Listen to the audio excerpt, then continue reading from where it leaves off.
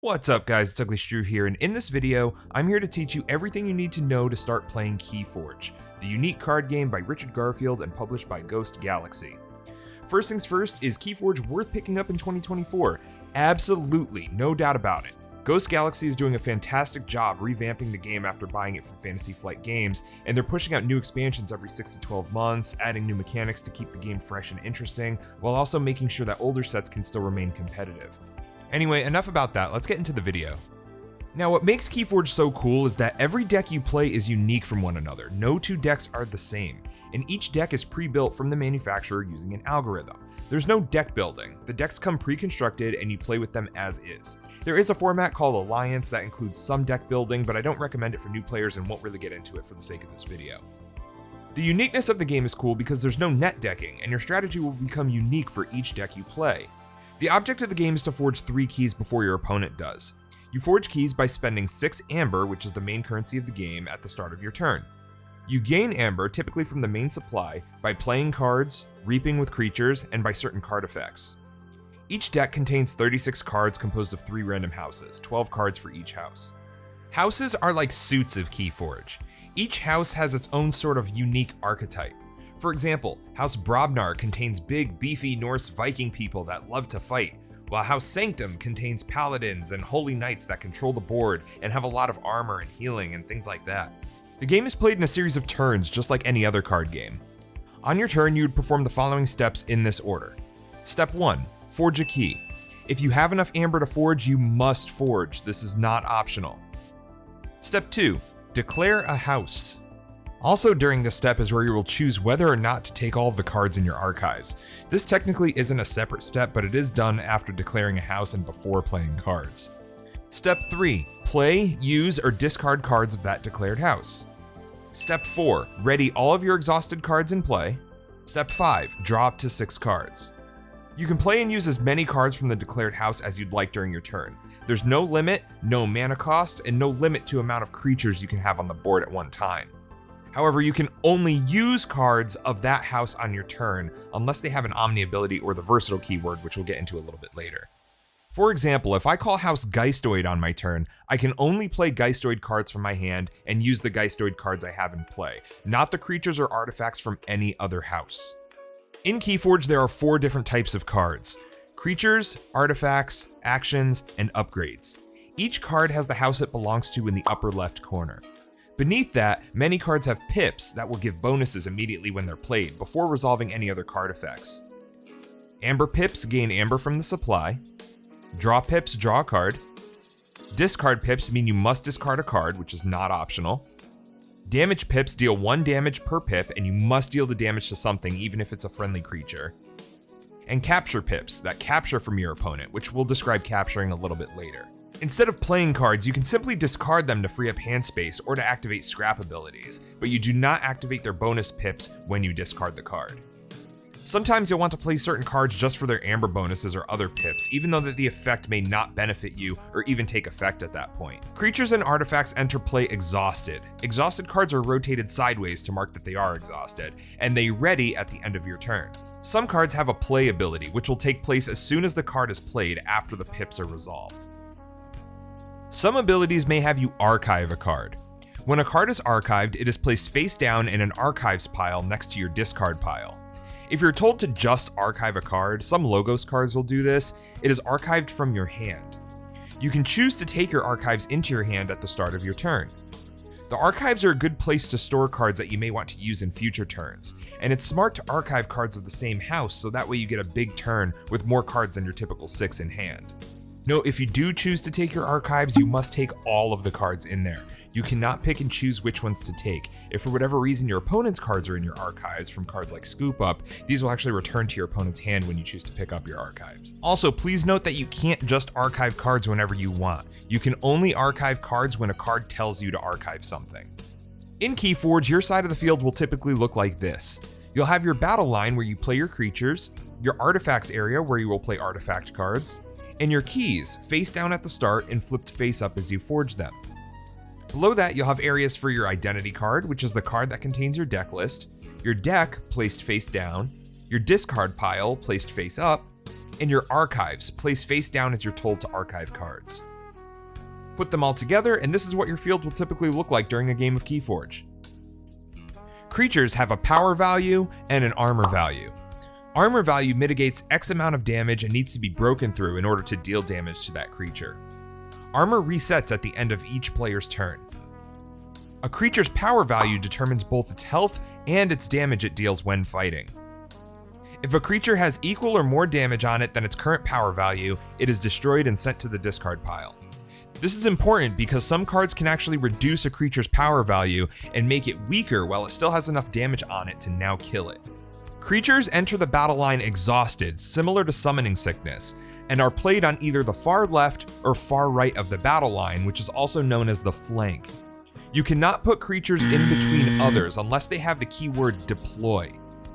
You can perform the following actions with creatures on your turn as long as you declare that house on your turn and that card is not exhausted. You can use its action or Omni ability if it has one. You can reap, which gains 1 amber from the supply and adds it to your pool, and reaping will be the main way you gain amber on your turn. Or you can fight with the creature. Some creatures may have a fight or after fight ability. These abilities take place after the fight and only if that creature survives the fight. Just know that any creature can fight, not just the ones that have the fight keyword. These fight abilities that you see on creatures will only activate when the creature is attacking, not when the creature is being attacked. Artifacts, like creatures, also enter play exhausted but can be used in any subsequent turn as long as you declare that house. Artifacts do not have power values and cannot be attacked. They can typically only be destroyed by a card effect. Artifacts are played below the battle line in their own area. Artifacts will often have passive abilities that are always active as long as the card is in play, so you do not need to exhaust it for the ability to resolve, or they may have action abilities, which will require them to be used in order to activate. Action cards are pretty self-explanatory. You play them, do what they say, and then discard them when the effect resolves. With action cards, you resolve as much as you can. Sometimes it's good to just play these cards even if the effect doesn't do anything, just so you get the amber bonus. Upgrade cards aren't very common with most houses, but these cards are played underneath creatures, and they give that creature an added effect. Sometimes these will be new action abilities that you can use. Sometimes they'll be passive buffs, like added power. Sometimes there'll be negative conditions, such as this creature cannot ready.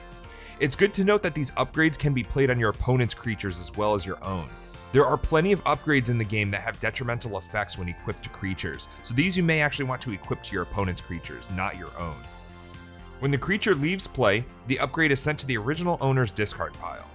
When choosing to fight with a creature, you would exhaust it and then deal pending damage to another creature of your choice. The damage dealt is equal to that creature's power level, and the attacking creature will take damage in return equal to the power level of the opposing creature. You're essentially just trading damage with the opposing creature based on each creature's power value. Also, make sure to calculate armor. To begin the game, randomly decide who goes first. To start the game, your starting player draws 7 cards and the other player draws 6 cards. Each player is allowed 1 full hand mulligan and will draw back up to 1 less card. For example, if I start with 6 cards and I mulligan, I will only draw back up to 5 cards. However, it is important to note that the starting player can only play or discard 1 card on their first turn. And that's pretty much all there is to Keyforge. However, there's a lot of important keywords and game mechanics that the glossary in the rulebook goes over a little bit more in depth, but I'll do the best I can to summarize the more important ones here. When a creature captures amber, the amber is taken from your opponent's pool and placed on the creature who captured it. Sometimes you'll see a capture pip on a card, which means that you can capture onto any creature you choose. When a creature with amber on it leaves play, that amber is returned to the opponent. Capturing amber is sort of confusing at first because the amber is just being taken from your opponent and temporarily held onto one of your own creatures. The opponent has the opportunity to get it back by destroying that creature or removing it from play in some sort of way. When you steal amber, it is taken directly from your opponent's pool and immediately added to your own pool. Stealing is a very powerful effect since it immediately goes into your possession and your opponent can't get it back, unlike capturing. A destroyed ability only activates when the creature is sent from the battle line to the discard pile. Destroyed effects do not take place if they are returned to the hand, the deck, or the archives. Token creatures are used only with the Winds of Exchange decks right now. When a token creature is made, you place the top card of your deck face down in your battle line on a flank, and it will act as the token creature appointed to your deck. This face-down card is considered to be a copy of the creature described on your token creature reference card.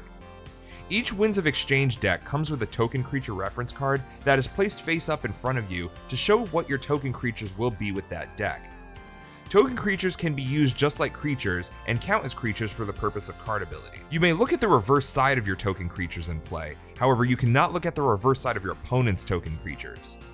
Some cards may tell you to gain chains. Chains will essentially reduce your hand size for X amount of turns.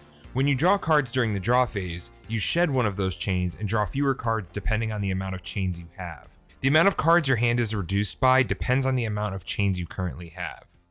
If you have 1 through 6 chains, you would draw 1 less card. If you have 7 through 12 chains, you would draw 2 fewer cards. For 13 to 18 chains, you draw 3 fewer cards, and for 19 to 24 chains, you draw 4 fewer cards. You can use a chain tracker shown here, but I personally just put damage counters on top of my deck so I remember. The chance of you getting chains higher than 6 is pretty rare, but some people like to implement starting chains to make better decks more balanced with less powerful decks, almost like a handicap. When a creature is stunned, a stun token is added to the creature and it cannot do anything until the stun token is removed. To remove the stun token, you can choose to exhaust it when you declare that house. You cannot reap, fight, or use the creature until you choose to exhaust it to remove that stun token. Enhanced cards just add pips to other cards in your deck at random. They have no effect on the card the enhanced word is actually printed on. When a creature has elusive, it essentially dodges the first attack attempted at it. The first time an elusive creature is chosen to be fought each turn, it is dealt no damage and it deals no damage back to the opposing creature.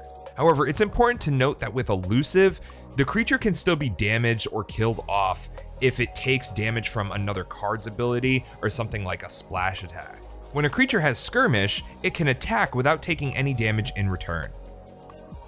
When a creature is enraged, an enraged token is added to the creature and it can only fight while it is enraged. Once the creature fights, you can remove the enraged token. A player is considered haunted when they have 10 or more cards in their discard pile. This is really only important when playing with or against Grim Reminders decks. When a creature with the hazardous X keyword is chosen to be fought, it deals X damage to the opposing creature before the fight resolves. An Omni ability is just an action ability that can be used regardless of the house called on that turn. A play effect just activates as soon as the card is played. When a card is purged, it is removed from the game entirely. It is typically placed under the Archon/deck list card face up to indicate it is removed from play. A creature with poison immediately kills anything it damages when fighting or being fought.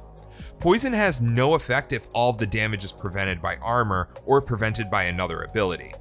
It only resolves when 1 or more damage is successfully dealt. When an ability deals damage to a creature with splash damage, the splash damage is dealt to each of the chosen creature's neighbors, neighbors being the creatures to the immediate left and the immediate right of the chosen creature. When a creature with splash attack fights, it deals X damage to the opposing creature's neighbors as well. This damage is dealt simultaneously and bypasses elusive. When creatures are destroyed by splash attack creatures, this is considered being damaged or destroyed in a fight. A creature with taunt protects its non-taunting neighbors from being attacked. A creature with taunt is pushed slightly forward in the battle line to indicate it is taunting. Essentially, when attacking, you must destroy the taunting creature before being able to attack its neighbors. When a creature is warded, add a ward token to that creature. If a creature with a ward counter on it would be damaged, destroyed, or leave play, instead you would just discard that ward counter on it. When you exalt a creature, you take an amber from the main supply and place it on the creature that's exalting, usually for some added benefit. This is dangerous, however, because it's essentially making more amber available to your opponent. When a creature has a scrap ability, this takes effect when the creature is sent to the discard pile from your hand during your turn. Scrap abilities do not activate when they are discarded directly from your deck. Alpha cards or effects must be played or activated as the first card on your turn. Omega cards and effects are essentially the opposite. You can only play or activate them as the last action on your turn, before readying your creatures and drawing back up to 6 cards. Assault damage is dealt to the creature it is attacking before the fight takes place. This can potentially kill something before the fight even happens and make it so your creature doesn't take damage in return. Some other little things to note about Keyforge: when you're resolving a card ability, just resolve as much of the ability as can be resolved, and ignore any parts of that ability that cannot. While resolving the text of a card ability, fulfill the instructions of that ability in the order the text is written. Sometimes a card ability allows a player to play or use another card, or to fight or to reap with a card, or something like that. Now, when doing so, that chosen card may belong to any house unless the ability specifically states otherwise. A creature is in the center of the battle line when there are an equal number of creatures to both that creature's left and right side. There's only a center of a battle line if there's an odd number of creatures in that battle line. When there's an even number of creatures in a battle line, there is no center. If there's only one creature in the battle line, that creature is in the center. Lastly, I want to mention what happens when your deck runs out of cards. If you do run out of cards and you're told to draw a card either by a card effect or you have to refill your hand at the end of your turn, just shuffle your discard pile together and recycle your deck. So as a new player, where do you start? There are a handful of expansions, and as of right now, there's no standard format that really phases out old sets. However, there's a few products I'd recommend picking up. First, get yourself a starter set. You'll 100% need one of these even if you're confident with how the game works, just because you'll need the tokens. Yes, the amber tokens, the stun tokens, damage tokens, power tokens, etc. Those don't come with any of the decks or display sets and will need to be purchased separately in a starter set. I'd avoid the Coda starter set or the Call of the Archons because in this set they actually used cards to indicate +1 power instead of cardboard tokens. The newer starter sets will actually include the cardboard tokens that you'll need to get started.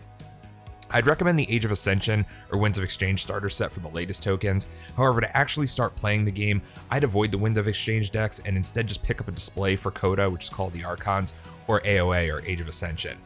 AOA is the absolute cheapest set as of right now, and you can pick up an entire display for under $20 as of February 2024. AOA is known to be the weaker of the sets in comparison, but they are great to learn with and for casual play. And I think that pretty much covers everything. If you made it this far in the video, congratulations, you're ready to play Keyforge. Keyforge has ultimately become my favorite game to play, and I've met some great folks in the local community to play with. It's a great hobby and has been a breath of fresh air when comparing it to other card games like Yu-Gi-Oh! Or Magic the Gathering or even Hearthstone. After cracking open some decks you'd like to play with, be sure to register the deck online in Keyforge's Master Vault so you can import it into the Crucible online. TCO is a great online Keyforge simulator that you can play directly in your web browser. It isn't perfect and the interface can use some work, but it's a great way to get some practice in if you plan on playing beyond just some casual games with some friends.